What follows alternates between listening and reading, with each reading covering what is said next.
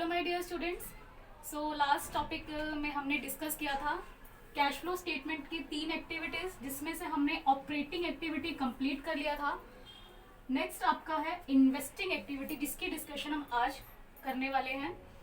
So cash flow from investing activity, इसमें बच्चा आपका क्या आएगा, जो आपका बैलेंस शीट में असेट्स में जो आपका बी पोर्शन होता है नॉन करंट एसेट्स की, उसकी इंफॉर्मेशन आपको इसमें रिप्रेजेंट करनी होती है। फर्स्ट आपका क्या है, एड एंड लेस। एड आपको क्या करना है, कोई भी fix assets non current investment अगर आपका हुआ है ये क्या डिक्रीज, इट मीन्स आपने वो सेल आउट किया होगा, उसकी वैल्यू आपको डाल देनी है। Second, interest received, dividend received और नॉन करंट इन्वेस्टमेंट, मीन्स आपने किसी कंपनी के अगर शेयर परचेज किए हुए हैं तो उस पर जो आपको इंटरेस्ट रिसीव हो रहा है या डिविडेंड रिसीव्ड हो रहा है, वो इनकम आपको यहाँ पे ऐड करनी है। सो स्टूडेंट, हमने लास्ट ऑपरेटिंग एक्टिविटी में लेस किया था नॉन ऑपरेटिंग इनकम PDI। उसमें जो आपका D और I था, डिविडेंड रिसीव्ड, इंटरेस्ट रिसीव्ड, वो आपने लेस किया था। वही चीज आपको यहाँ पे ऐड करनी है, interest received and rent received. Next आपका इसमें क्या है, लेस करना है आपको purchase of fix assets, non current investment और इनटेंजिबल एसेट्स। मान लीजिए आपके एसेट्स पहले 1 लाख रुपीज के थे, अब 2 लाख रुपीज के हो गए हैं, तो वो जो आपका 1 लाख का जो इफेक्ट है वो यहाँ पर शो करेगा। वैसे स्टूडेंट्स, इसमें जो है एडजस्टमेंट्स आपकी बहुत आ जाती हैं, बहुत में भी बहुत सिंपल पूछते हैं डेप्रिसिएशन, बट उसमें ही बच्चों को बहुत दिक्कत आती है कि उसमें लेजर प्रिपेयर करना पड़ता है।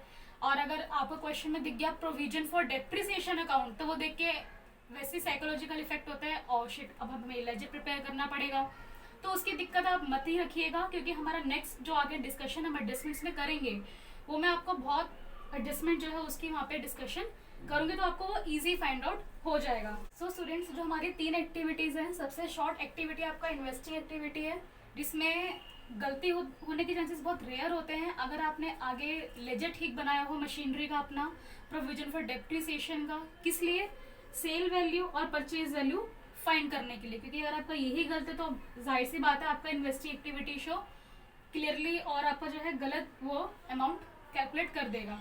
तो कुछ नहीं बच्चा, आपका जो इफेक्ट आएगा वही पॉजिटिव है तो आपका इनफ्लो रहेगा, और नेगेटिव है तो वो आउटफ्लो रहेगा। चलिए स्टूडेंट, अब नेक्स्ट एक्टिविटी डिस्कस करते हैं, फाइनेंसिंग एक्टिविटी।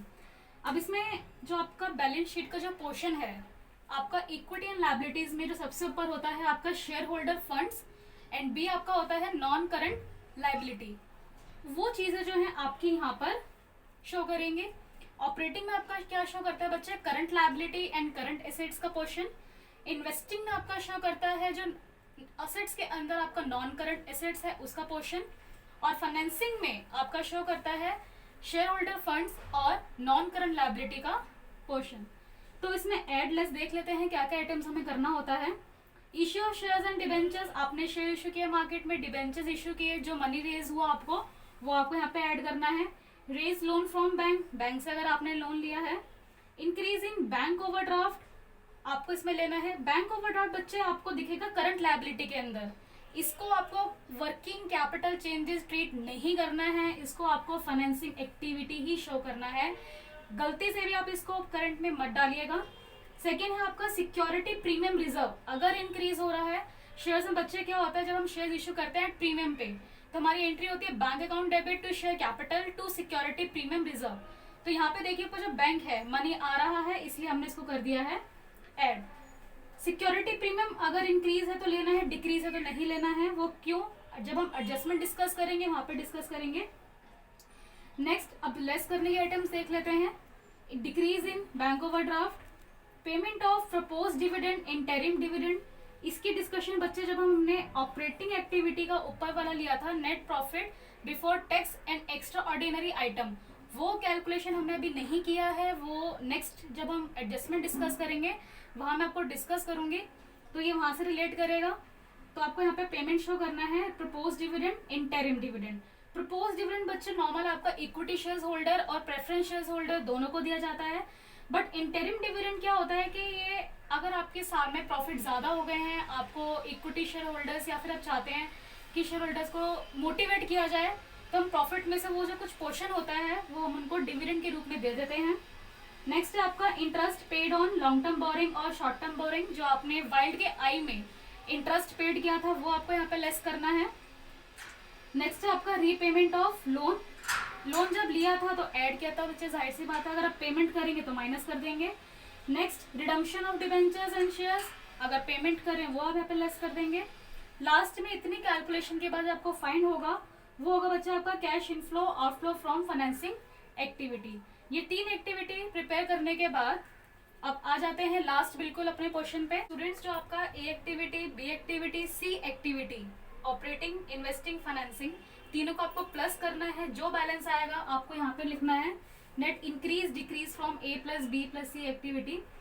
अगर आपका पॉजिटिव बैलेंस है तो नेट इंक्रीज, और अगर नेगेटिव है तो नेट डिक्रीज आपको करना है। देन उसमें ऐड करना है opening balance of cash and cash equivalents.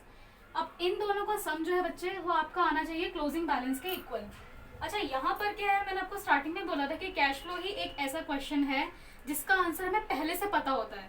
तो अब क्या करेंगे, जब पूरा फॉर्मेट आप ड्रॉ करेंगे जो तरीके से मैंने आपको बताया है, उसमें सबसे पहले आप क्या कीजिए, बैलेंस शीट में जो है आपको ओपनिंग बैलेंस और क्लोजिंग बैलेंस गिवन होगा, तो आप क्या कीजिएगा, क्लोजिंग बैलेंस जो आपको दे रखा है वो लिखिएगा, और फाइनेंसिंग जो आपका ओपनिंग बैलेंस है कैश एंड कैश इक्विवेलेंट का वो लिखिएगा।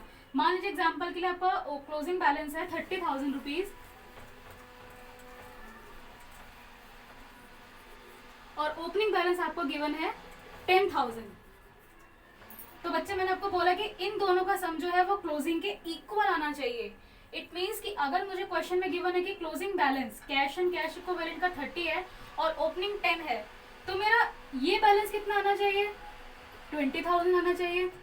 इट मीन्स कि जब आप तीनों एक्टिविटी प्रिपेयर करेंगे, ऑपरेटिंग, इन्वेस्टिंग, फाइनेंसिंग, उन तीनों को एडअप करने के बाद जो बैलेंस है आपका 20,000 आना चाहिए। अगर नहीं आ रहा है इट मीन्स कि आपने किसी न किसी एक्टिविटी में कुछ गलती करी है।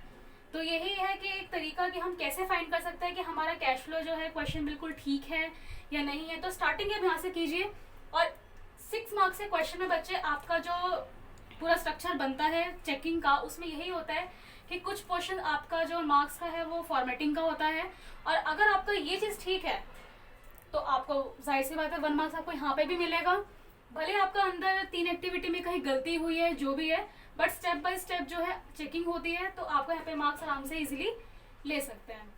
तो ये था हमारा बच्चा फॉर्मेट हमने डिस्कस किया। अब जो भी इसकी एडजस्टमेंट्स होंगे वो हम नेक्स्ट वीडियो में डिस्कस करेंगे। So thank you so much student for watching my video. Please do like, subscribe.